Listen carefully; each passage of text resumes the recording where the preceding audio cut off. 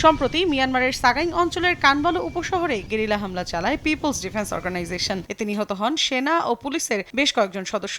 সংঘর্ষের সময় থানার পক্ষ থেকে সেনা সহায়তা চাওয়া হলেও তা পৌঁছাতে দেরি হয় বলে জানিয়েছে বিভিন্ন গণমাধ্যম। যে কোনো সময় জান্তা বাহিনী এলাকাটিতে অগ্নিসংযোগ, নির্বিচার আটক বা হত্যাকাণ্ড ঘটাতে পারে বলে সতর্ক করেছে বিপ্লবী বাহিনী ও স্থানীয় প্রতিরক্ষা সংগঠন।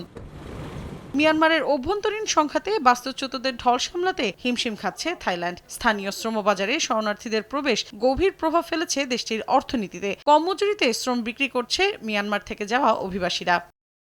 এদিকে সম্প্রতি চীন সফরে গিয়ে দেশটির শীর্ষ কর্মকর্তাদের সঙ্গে বৈঠক করেছেন মিয়ানমারের প্রধানমন্ত্রী উ নৌসো। দ্বিপক্ষীয় বাণিজ্য, বিনিয়োগ বাড়ানো, সামাজিক অর্থনৈতিক উন্নয়ন, মাদক, মানব পাচার, অনলাইন জালিয়াতি ও আন্তদেশীয় অপরাধ মোকাবিলায় সহযোগিতা জোরদারের বিষয়ে আলোচনা করেন তারা। বিশ্লেষকরা বলছেন, এ সফর চীনের সঙ্গে মিয়ানমারের অর্থনৈতিক ও প্রযুক্তিগত সম্পর্ক গভীর করার পাশাপাশি আসিয়ান কাঠামোয় তাদের সক্রিয় অবস্থানকে জোরদার করেছে।